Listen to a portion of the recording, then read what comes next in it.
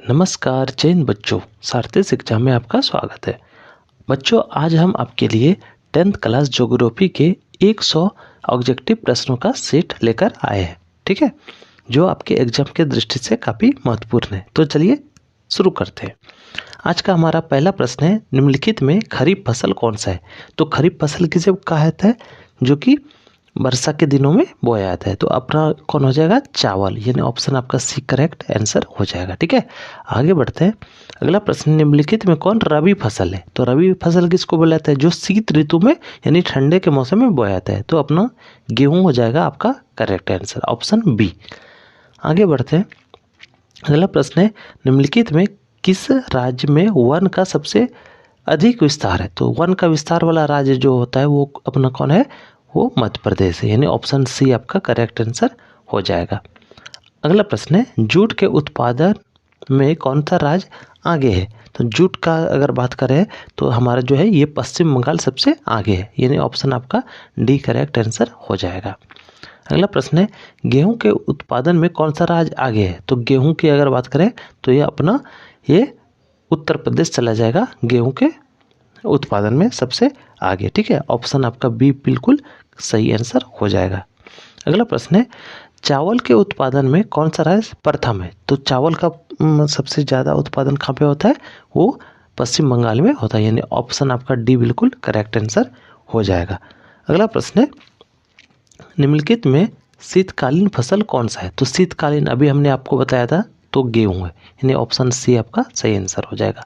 इसके बाद अगला प्रश्न है, इनमें कौन राज्य चाय का प्रमुख उत्पादक है? तो चाय का प्रमुख उत्पादक राज्य अगर आपका इसमें पूछ रहा है तो वो आपका असम चले जाएगा, यानी ऑप्शन आपका सी बिल्कुल सही आंसर हो जाएगा। ठीक है, आगे बढ़ते हैं। अगला प्रश्न है, कहवा का सबसे अधिक उत्पादन किस राज्य में होता है? कहवा, तो कहवा आपका सबसे अधिक कहाँ पे होता है? ये कर्नाटक में होता है, यानी ऑप्शन बी आपका बिल्कुल सही आंसर हो जाएगा। ठीक है, आगे बढ़ते हैं। अगला प्रश्न है, महाराष्ट्र किस फसल की खेती के लिए प्रसिद्ध है? तो महाराष्ट्र में सबसे अधिक जो होती है वो कपास की खेती होती है, यानी ऑप्शन बी आपका बिल्कुल सही आंसर हो जाएगा। अगला प्रश्न है, उत्तर भारत का कौन सा राज्य गन्ना उत्पादन के लिए सर्वाधिक प्रसिद्ध है? तो उत्तर भारत में सबसे ज़्यादा गन्ना उत्पादन जो होता है वो कहाँ पे? उत्तर प्रदेश में, यानी ऑप्शन आपका ए बिल्कुल सही आंसर हो जाएगा। अगला प्रश्न है, मूंगफली का सबसे बड़ा उत्पादक राज्य? तो मूंगफली सबसे अधिक कहाँ पे होता है?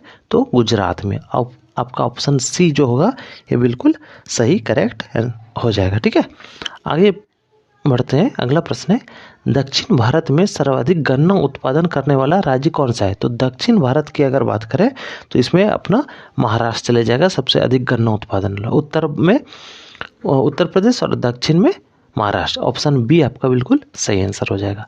अगला प्रश्न है, भारत की कितनी आबादी कृषि कार्यों से जुड़ी हुई? तो भारत की लगभग 2/3 आबादी, यानी ऑप्शन आपका बी जो है वो कृषि से जुड़ी हुई है।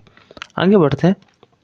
अगला प्रश्न है, इनमें कौन कृषि को प्रभावित करने वाला कारक नहीं है?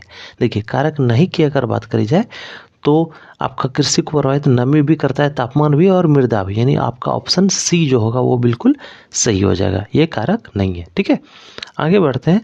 पौधे के अंकुरन के लिए कम से कम कितना तापमान होना चाहिए? देखिए, बीज जो किसान लोग लगाते हैं जमीन में तो उसके कम से कम उसको 6 डिग्री का तापमान चाहिए, तभी वो उससे अंकुरन होगा। ठीक है, यानी ऑप्शन आपका डी बिल्कुल करेक्ट आंसर हो जाएगा। अगला प्रश्न है, रबड़ की खेती भारत के किस राज्यों में होती है? तो रबड़ की खेती अगर बात करी जाए तो ये अपना केरल राज्य में होती है, यानी ऑप्शन आपका ए बिल्कुल सही आंसर हो जाएगा।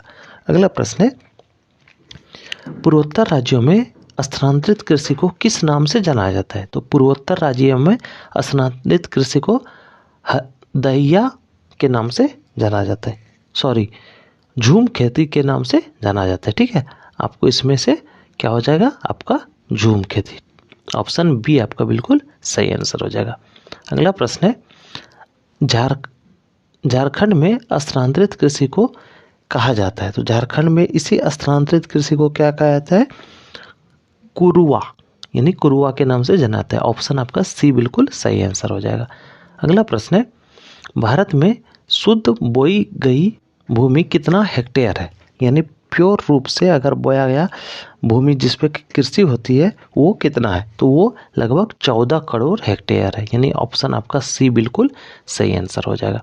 आगे बढ़ते हैं, पंजाब की कितने प्रतिशत भूमि कृषित भूमि है, तो पंजाब की जो है ये लगभग 84% भूमि जो है वो कृषित भूमि के रूप में है, यानी ऑप्शन आपका बी बिल्कुल सही आंसर हो जाएगा।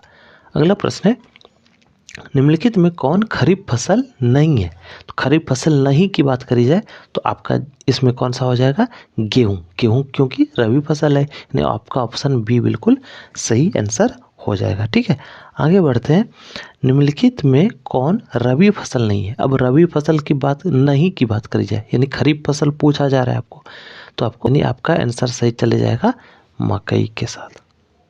ठीक है, आपका सी बिल्कुल करेक्ट आंसर हो जाएगा। अगला प्रश्न है, इनमें कौन धान की एक फसल नहीं है।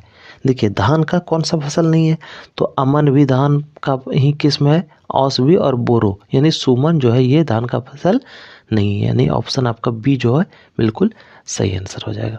अगला प्रश्न है, धान की खेती के अंतर्गत सर्वाधिक भूमि किस राज्य में है, तो धान की खेती का अगर बात करी जाए तो सबसे ज़्यादा भूमि कहाँ है, पश्चिम बंगाल में, यानी ऑप्शन आपका बी बिल्कुल करेक्ट आंसर हो जाएगा। अगला प्रश्न है, धान का प्रति हेक्टेयर उत्पादन सबसे अधिक किस राज्य में है, तो सबसे अधिक धान कहाँ पे होगा, तो जहाँ पे धान का यहाँ पे हमने पहले बताया सर्वाधिक भूमि और प्रति हेक्टेयर उत्पादन भी अपना कहाँ होता है, ये पश्चिम बंगाल में ही होता है। ठीक है, आपका डी बिल्कुल सही आंसर हो जाएगा। इसके बाद है अगला प्रश्न, ज्वार की सबसे अधिक खेती किस राज्य में होती है। ज्वार की अगर बात करी जाए तो ये महाराष्ट्र में सबसे अधिक खेती होती है, यानी ऑप्शन डी आपका सही आंसर हो जाएगा। अगला प्रश्न है, बाजरा उत्पादन में कौन सा राज्य प्रथम स्थान है, यानी बाजरा के उत्पादन में अगर देखा जाए तो आपका गुजरात जो है ये पहले स्थान पे आ जाएगा, यानी ऑप्शन आपका बी बिल्कुल करेक्ट आंसर हो जाएगा। ठीक है, आगे बढ़ते हैं। अगला प्रश्न है, इनमें कौन निर्वाहन कृषि की उपज नहीं है। निर्वाहन कृषि की अगर बात करी जाए तो इसमें आपका गन्ना जो है ये इसकी उपज नहीं है, ऑप्शन सी आपका बिल्कुल सही आंसर हो जाएगा। अगला प्रश्न है, स्थानांतरित कृषि के अंतर्गत निम्न में से किस फसल का उत्पादन नहीं किया जाता है। देखिए स्थानांतरित कृषि में नहीं किया पूछा जा रहा है, तो आपका कपास हो जाएगा सही आंसर, यानी ऑप्शन आपका ए बिल्कुल करेक्ट आंसर हो जाएगा। ठीक है, आगे बढ़ते हैं। अगला प्रश्न है, तेलहन उत्पादन में भारत का विश्व में कौन सा स्थान है। तेलहन की अगर बात करें तो भारत जो है विश्व में पहले स्थान पे आता है, यानी ऑप्शन आपका ए बिल्कुल करेक्ट आंसर हो जाएगा। ठीक है, आगे बढ़ते हैं। मूंगफली का सबसे अधिक उत्पादन किस राज्य में होता है, तो मूंगफली सबसे अधिक कहाँ पे, गुजरात में होता है, यानी ऑप्शन आपका डी बिल्कुल सही आंसर हो जाएगा।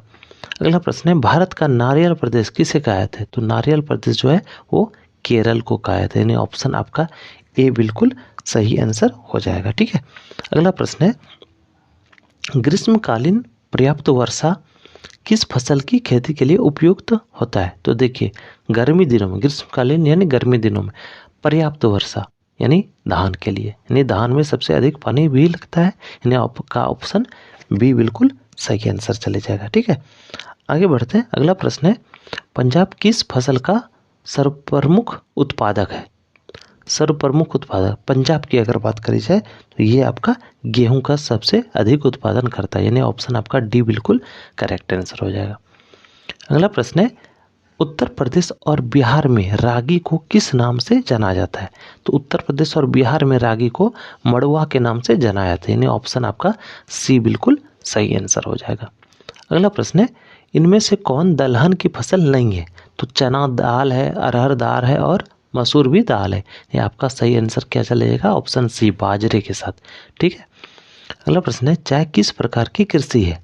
तो चाय एक प्रकार का रोपण कृषि है, यानी आपका ऑप्शन ए बिल्कुल करेक्ट आंसर हो जाएगा। ठीक है, आगे बढ़ते हैं। अगला प्रश्न है, अरेबिका और रोबस्टा, तो ये दोनों जो है ये अपना कहवा के प्रकार हैं। ठीक है, कहवा फसल के प्रकार हैं, यानी ऑप्शन सी आपका बिल्कुल सही आंसर हो जाएगा। ठीक है, आगे बढ़ते हैं।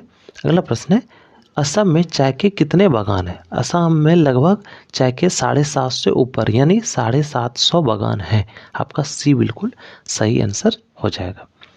अगला प्रश्न है, कपास उत्पादन में एक गांठ कितने किलो का होता है? देखिए, कपास यानी रुई का जो गांठ होता है वो लगभग 170 किलो का होता है, यानी ऑप्शन आपका ए बिल्कुल करेक्ट आंसर हो जाएगा। अगला प्रश्न है, भारत का जूट किस क्षेत्र किसे कहा जाता है? जूट क्षेत्र की अगर बात करें तो ये अपना पश्चिम बंगाल को कहा जाता है जूट क्षेत्र। ऑप्शन ए बिल्कुल सही आंसर हो जाएगा। ठीक है, आगे बढ़ते हैं। कपास की खेती के लिए कितना दिन पाल रहित होना चाहिए? तो ये लगभग 200 दिन का पाल रहित होना चाहिए, यानी ऑप्शन आपका ए बिल्कुल सही आंसर हो जाएगा। अगला प्रश्न है, आंध्र प्रदेश किस फसल के उत्पादन में अग्रणी है? तो आंध्र प्रदेश की अगर बात करी जाए तो ये तंबाकू के उत्पादन में अग्रणी राज्य है, यानी ऑप्शन आपका बी बिल्कुल सही आंसर हो जाएगा। अगला प्रश्न है, बिहार का कौन सा क्षेत्र तंबाकू उत्पादन के लिए प्रसिद्ध है? तो बिहार में सबसे अधिक तंबाकू कहाँ पे? समस्तीपुर में उपजाया जाता है, यानी ऑप्शन सी आपका सही हो जाएगा। अगला प्रश्न है, इनमें से सिल्क की किस्म नहीं है? सिल्क की अगर किस्म की बात करी जाए तो ये आपका केसर जो है ये सिल्क का कोई किस्म नहीं है। ऑप्शन सी आपका बिल्कुल सही हो जाएगा। ठीक है, अगला प्रश्न है कि दक्षिण भारत का सर्वाधिक गन्ना उत्पादक राज्य कौन सा है? तो ये हम पहले भी करवा चुके हैं, ये महाराष्ट्र के साथ आपका चले जाएगा। ऑप्शन ए बिल्कुल सही आंसर। अगला प्रश्न है, गन्ना अनुसंधान शिला किस शहर में है? तो गन्ना अनुसंधान शिला ये जो है ये आपका कोयम्बटूर में है। आपका ऑप्शन सी बिल्कुल सही आंसर हो जाएगा। अगला प्रश्न है, गन्ना की केंद्रीय अनुसंधान शिला कहाँ स्थित है? तो केंद्रीय की अगर बात करी जाए तो लखनऊ, और सिर्फ अगर अनुसंधान शिला पूछा जाए तो कोयम्बटूर। ठीक है, इसको ध्यान में रखिएगा, ये नहीं ऑप्शन आपका इसका बी चले जाएगा। अगला प्रश्न है, सस्य गहनता को प्रभावित करने वाला कारक है? तो सस्य गहनता को कौन प्रभावित कर? तो कारक नहीं है, नहीं के बारे में अगर आ जाए तो आपका जनसंख्या हो जाएगा। ठीक है, आपका ऑप्शन सी बिल्कुल सही हो जाएगा। अगला प्रश्न है, वर्षा ऋतु की फसल को क्या कहते हैं? तो वर्षा ऋतु की फसल को खरीफ फसल कहा जाता है, यानी आपका ऑप्शन बी बिल्कुल सही आंसर हो जाएगा। अगला प्रश्न है, हरित क्रांति का सबसे अधिक प्रभाव किस फसल पर पड़ा? तो सबसे अधिक प्रभाव गेहूं पर पड़ा था, यानी ऑप्शन आपका सी बिल्कुल सही आंसर हो जाएगा। अगला प्रश्न है, दाल किसका प्रमुख स्रोत है? तो दाल में सबसे अधिक क्या? प्रोटीन पाया जाता है, यानी ऑप्शन आपका बी जो है वो सही आंसर होगा। अगला प्रश्न है, अनानास उत्पादन में अग्रणी है? तो अनानास उत्पादन में सबसे ज़्यादा कहाँ पे होता है? तो ये आपका मेघालय में होता है, यानी ऑप्शन आपका ए बिल्कुल सही आंसर हो जाएगा। अगला प्रश्न है, धान का वार्षिक उत्पादन देश में कितना होता है? तो धान यानी अपने देश में एक वर्ष में लगभग कितना होता है? तो ये लगभग 9 करोड़ टन होता है। ठीक है, आपका ऑप्शन ए बिल्कुल करेक्ट आंसर हो जाएगा। अगला प्रश्न है, देश में चावल का प्रति हेक्टेयर उत्पादन लगभग कितना होता है? तो चावल की अगर बात करी जाए तो 1 हेक्टेयर में कितना चावल होता है? तो ये आपका लगभग 1990 किलोग्राम प्रति हेक्टेयर के हिसाब से चावल का उत्पादन होता है, यानी ऑप्शन आपका बी बिल्कुल सही आंसर हो जाएगा। ठीक है, अगला प्रश्न है, धान की खेती के लिए वर्षा की मात्रा होनी चाहिए? तो धान में देखिए सबसे अधिक पानी लगता है, तो यानी आपका ऑप्शन डी के साथ चले जाएगा, 100 से 200 सेंटीमीटर वर्षा तक, यानी आपका ऑप्शन डी बिल्कुल करेक्ट हो जाएगा। अगला प्रश्न है, गेहूं का वार्षिक उत्पादन देश में कितना है? तो गेहूं अपने देश में एक साल में कितना उत्पादन होता है? तो ये लगभग 7 करोड़ टन से भी अधिक होता है, यानी ऑप्शन बी आपका करेक्ट आंसर हो जाएगा। अगला प्रश्न है, देश में कपास का वार्षिक उत्पादन कितनी गांठ होती है? देश में कपास का वार्षिक उत्पादन की अगर बात करी जाए तो ये आपका लगभग 185 लाख गांठ होता है, यानी ऑप्शन आपका बी डी बिल्कुल सही आंसर हो जाएगा। अगला प्रश्न है, देश में गेहूं का प्रति हेक्टेयर उत्पादन सर्वाधिक कितना होता है? तो गेहूं की अगर बात करी जाए तो ये आपका लगभग 2800 किलोग्राम, यानी 28 क्विंटल प्रति हेक्टेयर उपज होता है, यानी ऑप्शन आपका बी बिल्कुल सही हो जाएगा। अगला प्रश्न है गेहूं का प्रति हेक्टेयर उत्पादन देश में कितना होता है। तो देखिए पहला था देश में गेहूं का प्रति हेक्टेयर उत्पादन सर्वाधिक कितना होता है। अगर सर्वाधिक की बात करी जाए तो सबसे अधिक कितना मापा गया है 28 क्विंटल प्रति हेक्टेयर। और अगर औसत की बात करी जाए तो इसमें आपका सही आंसर चले जाएगा ऑप्शन सी के साथ, यानी 2750 किलोग्राम प्रति हेक्टेयर, यानी ऑप्शन सी आपका सही आंसर हो जाएगा। अगला प्रश्न है कॉफी के पौधे की ऊंचाई कितनी होती है। तो कॉफी के पौधे की ऊंचाई जो होती है वो लगभग 3 से 6 मीटर की होती है, यानी ऑप्शन आपका बी बिल्कुल हो जाएगा सही आंसर। ठीक है, आगे बढ़ते हैं। अगला प्रश्न है पकते समय गेहूं की फसल के लिए आदर्श तापमान कितना होना चाहिए। तो पकते समय की अगर बात करी जाए तो ये 21 से 26 डिग्री सेल्सियस का होना चाहिए, यानी ऑप्शन डी आपका बिल्कुल सही आंसर हो जाएगा। ठीक है, आगे बढ़ते हैं। 75 सेंटीमीटर से कम वर्षा वाले क्षेत्रों में की जाने वाली कृषि को क्या कहते हैं। तो 75 सेंटीमीटर से अगर कम वर्षा वाले क्षेत्रों में जो कृषि होती है उसको हम शुष्क कृषि के नाम से जानते हैं, यानी ऑप्शन आपका बी बिल्कुल सही आंसर हो जाएगा। अगला प्रश्न है कपास उत्पादन के लिए उपयुक्त मिट्टी कौन सी है। तो कपास का उत्पादन सबसे अधिक कहाँ पे होता है, काली मिट्टी में होता है, यानी आपका ऑप्शन बी बिल्कुल करेक्ट आंसर हो जाएगा। अगला प्रश्न है गन्ना की खेती के लिए कितना तापमान आदर्श माना जाता है। तो गन्ना की खेती की अगर बात करी जाए तो इसमें आपका 21 से 27 डिग्री का तापमान जो है वो आदर्श तापमान के रूप में माना जाता है, यानी ऑप्शन बी आपका करेक्ट हो जाएगा। अगला प्रश्न है भारत का क्यूबा किस क्षेत्र को कहा जाता है। तो भारत का क्यूबा जो है वो गोरखपुर देवरिया को कहा जाता है, यानी ऑप्शन डी आपका बिल्कुल सही आंसर हो जाएगा। अगला प्रश्न है चीनी किस्म की चाय को क्या कहा जाता है। चीनी किस्म की चाय को बोही कहा जाता है, ऑप्शन आपका बी बिल्कुल करेक्ट आंसर हो जाएगा। ठीक है, इसके बाद है अगला प्रश्न निम्नलिखित में किस स्थान की चाय को सर्वोत्तम माना जाता है। तो सबसे अच्छा चाय कहाँ का होता है, दार्जिलिंग का, यानी ऑप्शन आपका बी बिल्कुल सही आंसर हो जाएगा। अगला प्रश्न है रेशम कीड़ा पालन क्या कहलाता है। रेशम कीट पालन क्या होता है, सेरीकल्चर, यानी आपका ऑप्शन ए जो होगा वो बिल्कुल करेक्ट आंसर हो जाएगा। अगला प्रश्न है कर्तन दाहन कृषि किसे कहा जाता है। तो कर्तन दाहन कृषि की अगर बात करी जाए तो ये झूम कृषि को ही कहा जाता है, यानी ऑप्शन आपका ए बिल्कुल सही हो जाएगा। अगला प्रश्न है भारत की अर्थव्यवस्था को,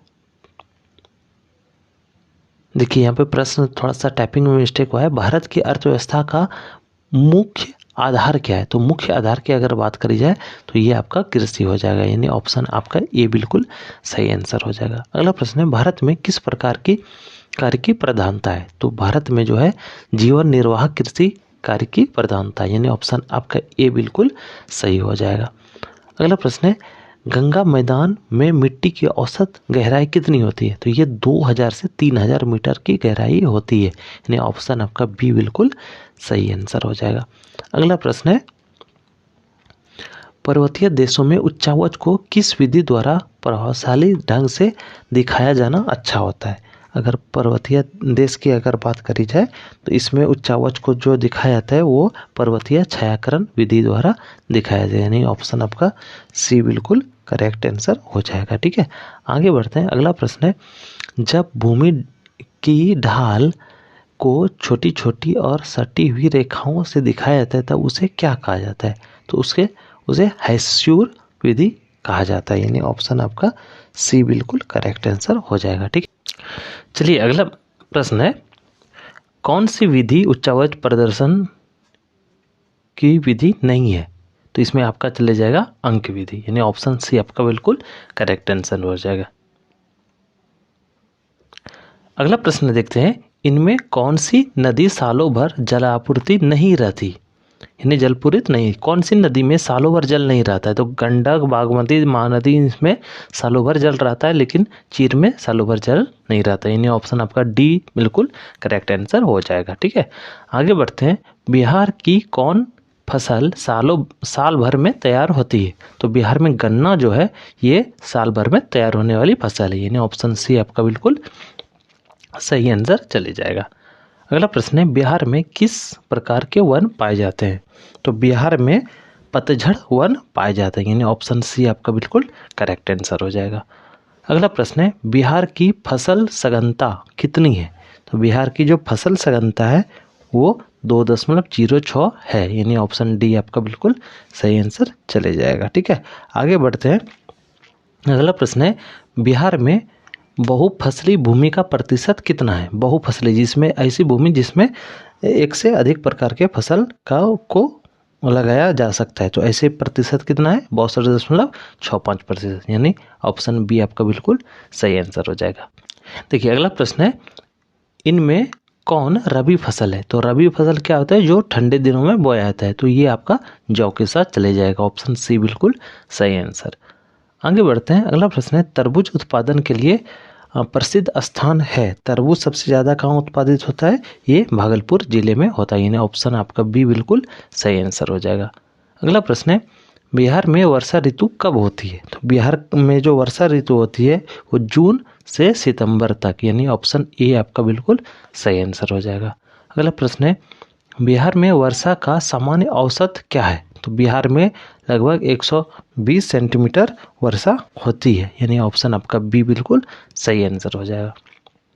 अगला प्रश्न है, बिहार की आकृति किस प्रकार की है? तो बिहार को अगर आप बढ़िया से नक्शा को देखिएगा तो आपको चतुर्भुजाकार दिखाई पड़ेगा, यानी ऑप्शन आपका बी बिल्कुल करेक्ट आंसर हो जाएगा। ठीक है, आगे बढ़ते हैं।